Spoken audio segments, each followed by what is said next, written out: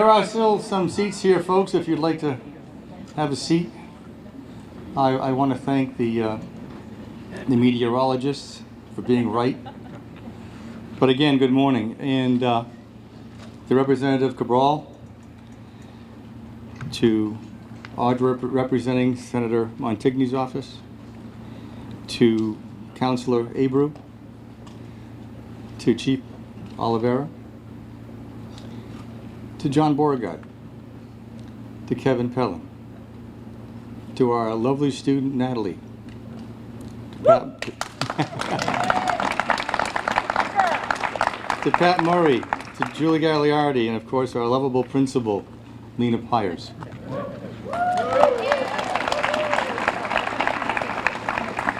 To President Douglas of BCC, and to our honored guests, our faculty, our parents, our students, our neighbors, our friends, and of course our families. Welcome, and thank you for attending what is a history-making event. And we're grateful every day to be a part of this community and to serve New Bedford's families. For the past 4 years, GLCPS has been seeking a way to serve all of our students under one roof, and also a way to further strengthen our commitment to the community. Those 4 years have seen fits and starts. We've examined buildings, traveled buildings, almost fallen through floors of buildings.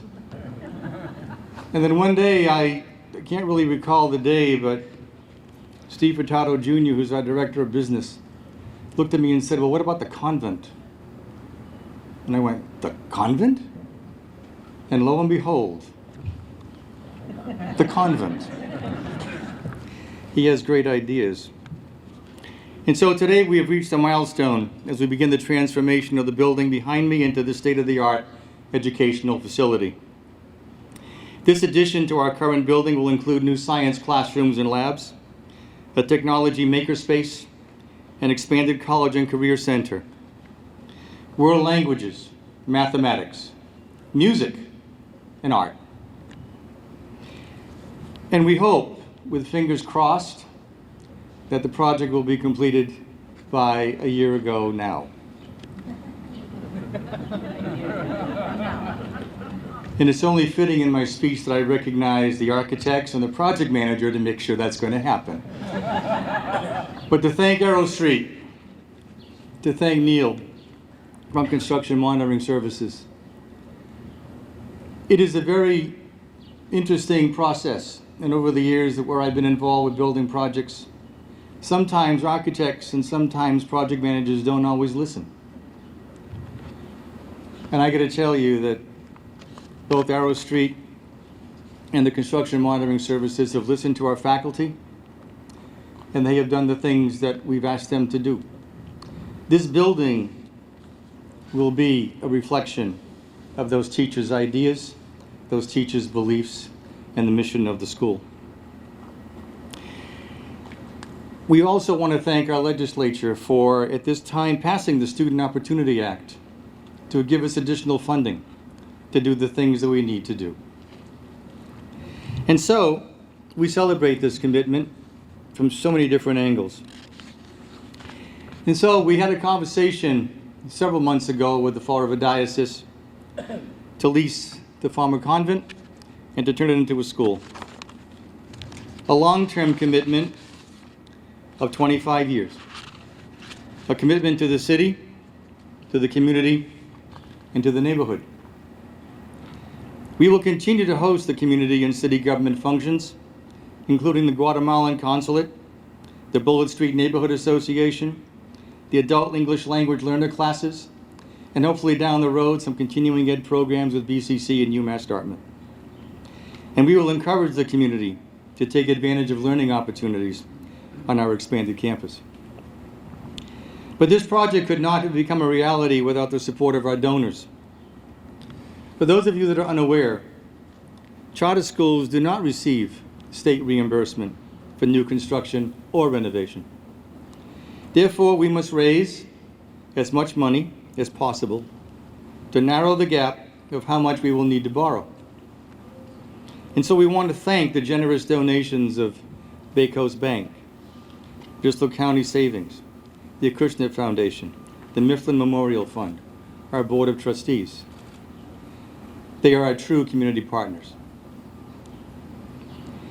A huge thank you to my right hand during this entire process, to our GLCPS Development Director, Amy Bissonette.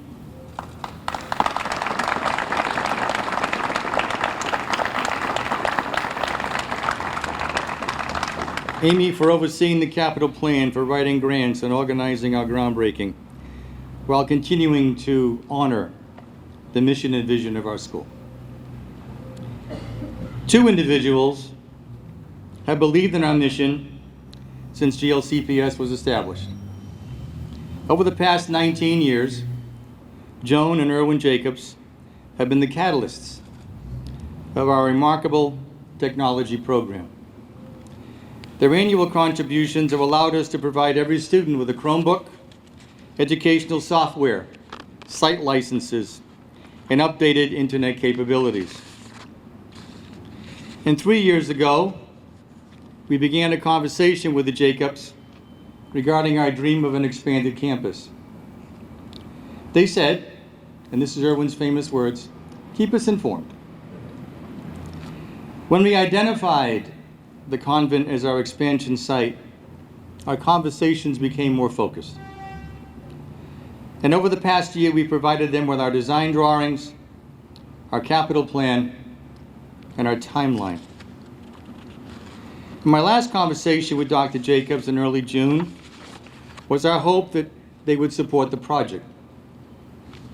And so on August 7th at about 4:45 p.m., not that I remember, I looked down at my phone and John Vasconcellos, the president of South Coast Community Foundation, said, "Read your email." And I will read the email. "Hi, Steve.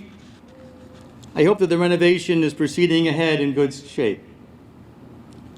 Joan and I are pleased to inform you that we will contribute $2 million to the renovation through the South Coast Community Foundation in September. Please do provide us a short current update on the renovation and the finances. Erwin."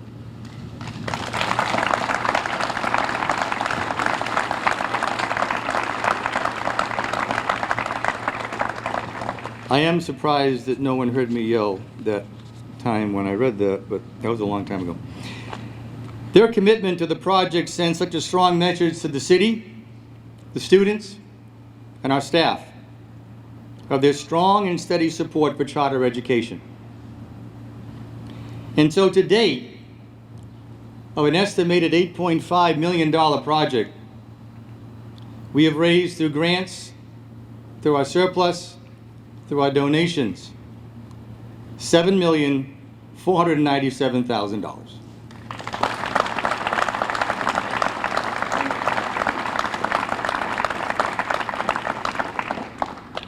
The support that we have generated and hope to continue to generate is a tribute to those who believe in our students now and in the future. And so it is with great pride and appreciation that we're going to ask Natalie and our student ambassadors to come forward and to unveil a banner that is behind the tarp. And so it's my pleasure to introduce Natalie Teixeira, a sophomore at GLCPS, our student ambassadors, who are now about to pull down the tarp. Go for it.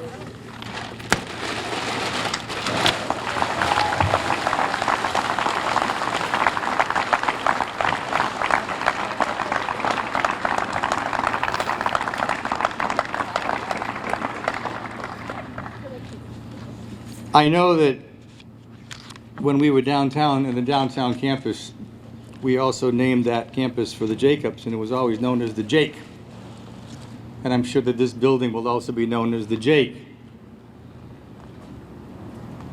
Science, technology, engineering, arts, and mathematics STEAM, the state-of-the-art building that will provide those content areas with the hopes and dreams of our students now and in the future. This is an exciting day, and I am humbled to be a part of it. I'm humbled by the support and dedication of all of you folks, to our donors, to our board, to our community. It's an emotional day for me because this is something we began talking about many, many years ago. And to be here today and to see it coming to culmination is pretty exciting. And so, I'd like to invite Natalie to come up and say a few words. And you have your speech. You have your speech. Well, we all know my name. So, welcome friends to our building expansion project. Thank you all for supporting our team with this decision of expanding the main building.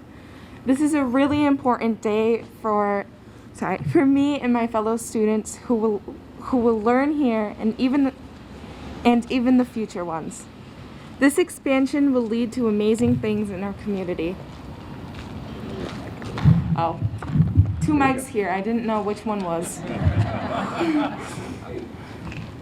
Here, the new building would have a college and career center.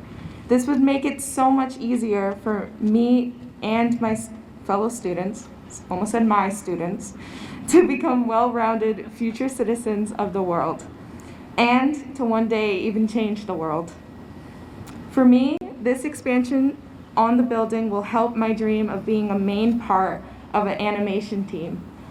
I wish to make a cartoon that will give people and children of color a better view on characters who look, act, and eat the same food as they do.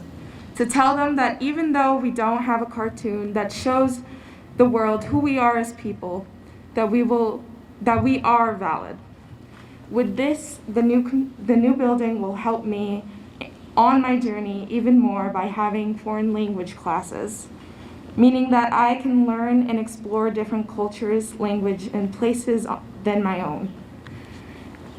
This is not part of my speech, but I really wanted to say it, that the band and art room is a huge thing for me as an artist and expanding artist. And I'm really so excited for a bigger classroom, a bigger band room, because I know Mr. Richard, our band teacher, really deserved a new band classroom with COVID. Believe me, you can see after the whole 6 feet apart, you can't be that close to somebody while playing an instrument. I never see how small that classroom was. I opened my eyes and I was like, oh my God. With the new building here, all the future students that will join our team will have a wonderful opportunity of learning. Thank you, Dr. and Mrs. Jacobs, and all of our important donors. Without your support, we couldn't have finished this dream. Great job. Great job.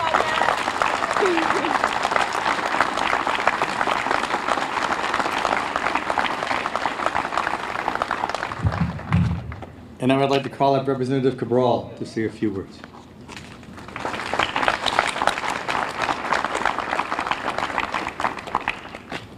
Well, good morning. This is a tough act to follow, I should say. Sorry.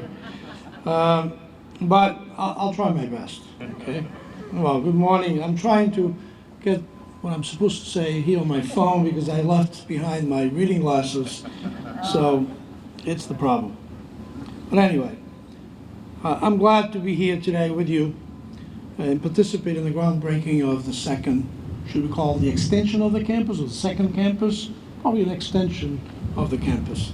It's so fitting and I'm going to bend in my remarks, it's so fitting to be here and celebrate this occasion because it's an opportunity for this community to sort of recycle its old buildings, right? Here you have a convent that used to be actually the home of many of the teachers that used to teach on this building here, St. Anthony's Parochial School. You know, when I first came to New Bedford, I lived not very far from here, so I know this area extremely well. And some of my friends' kids went to St. Anthony's Parochial School here in the North End.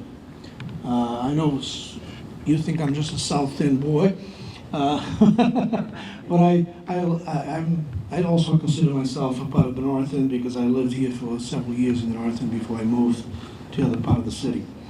You know, and some of you might say, what is Tony Cabral doing here, the biggest supporter of public schools? And I am a big supporter of public schools, and that's one of the reasons why I'm here.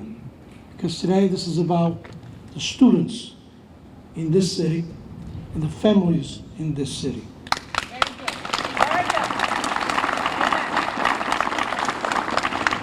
good. This is an opportunity to have families in this community to really allow their kids to grow. Charter schools and its mission, and I believe in that mission, was, and I believe still is, a place of innovation, a place that allows flexibility in order to create new outcomes, and hopefully those new outcomes can be also utilized, yes, in the New Bedford Public Schools. That's part of the idea.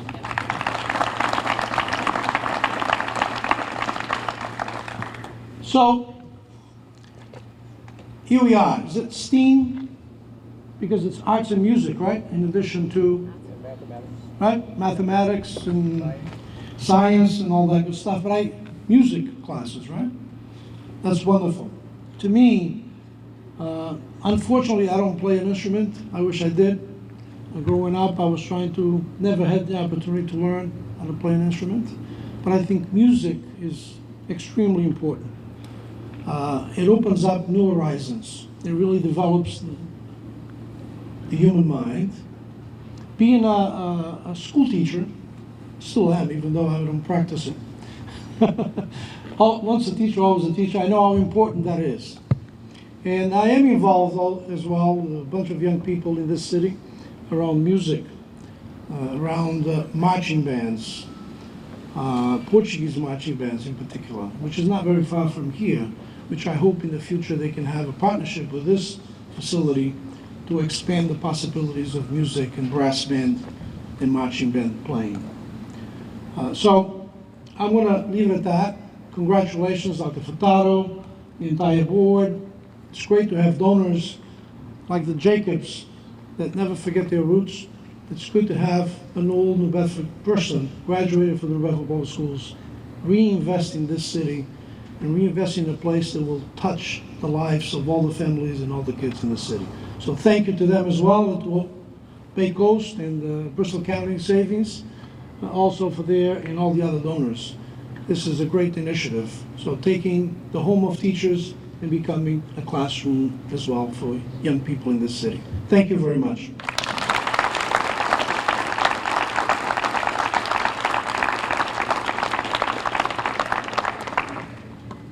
I'd like to introduce Ian Abreu, who will bring remarks from the city. Mr. Abreu is the City Councillor-at-Large for the City of New Bedford.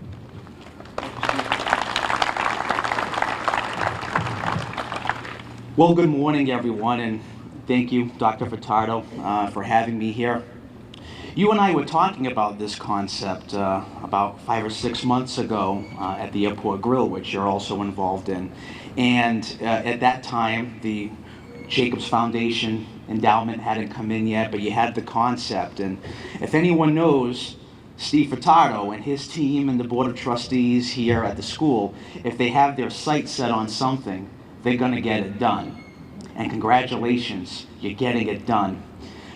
Similar to what the representative said, I think he was looking over my shoulder at my notes about rehabbing buildings, but that's okay.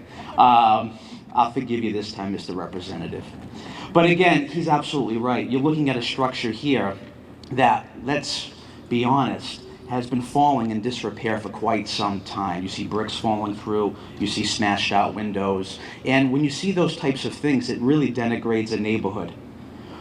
What Dr. Furtado, the Board of Trustees, his committee, and the donors have decided is that you're going to rehab a blighted structure to bring up and bring back this neighborhood, which is truly one of the gems of the city of New Bedford, the lower north end.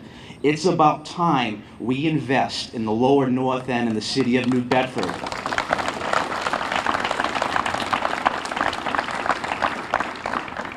It's interesting because during Dr. Furtado's opening remarks, he mentioned all the banks that are here, Bay Coast, Bristol County, the Irwin Jacobs Foundation, the Acushnet Foundation, and he's absolutely right. It's amazing because I've seen it over the last 10 years, not only as a city official, but as the business development director at One South Coast Chamber. These financial institutions are right where they need to be. They're investing in our youth. They're investing in the future workforce development of this community. All of you students here who are out in the audience, believe me when I tell you, you are the greatest and most precious homegrown asset that we have. And we have to take care of you. We need to get you college and career ready, both. Not just college ready, and career ready.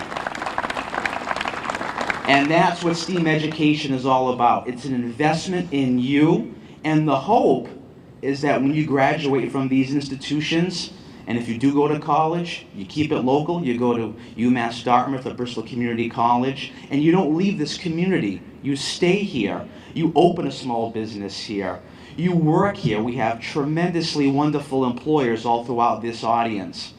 Make sure you continue to make the city of New Bedford your home, because we would love to have you, and you are the future of the city of New Bedford. So again, congratulations to Dr. Furtado, the Board of Trustees, all of the donors. I'm honored to be here. Congratulations, and here's to the next 25 years over here, and I can't wait for the next time I come. It'll be the ribbon cutting, not the groundbreaking, the ribbon cutting. That would be nice. Thank you, and I look forward to that invitation as well. Thank you, Steve. Thank you, everybody.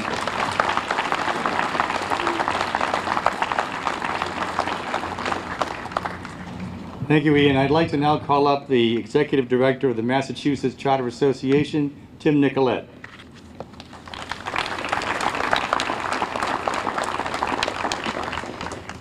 Thank you so much, Steve. It's good to be here with you all. My name is Tim, and I'm the Executive Director of the Massachusetts Charter Public School Association. And as Representative Cabral shared, charter public schools exist to really innovate to meet students' needs. And we have flexibilities, but global learning has really been a pioneer in innovating to serve students' needs for a long time. And have really set a standard for excellence in the community in the way that they have done so.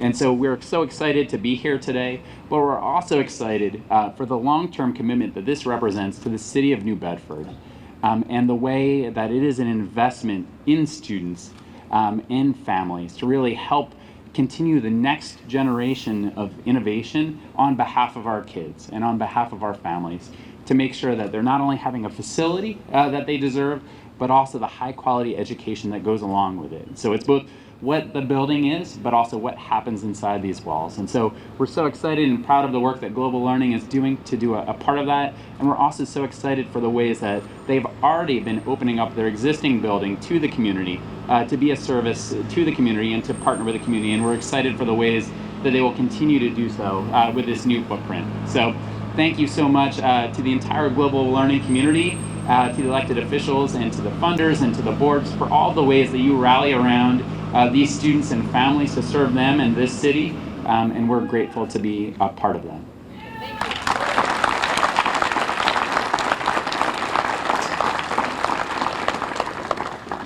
Thank you, Tim, very much. And so now it's that time where we're going to put some shovels in the ground. And so we're going to be handing out shovels and hard hats. Got to make sure we have hard hats. I also want to thank Rick Kidder for being here from the Chamber of Commerce. It's great to have Rick here. I also want to give a big shout out to John Rodericks, who made it all happen with the chairs and the tables and everything else that John does in this building.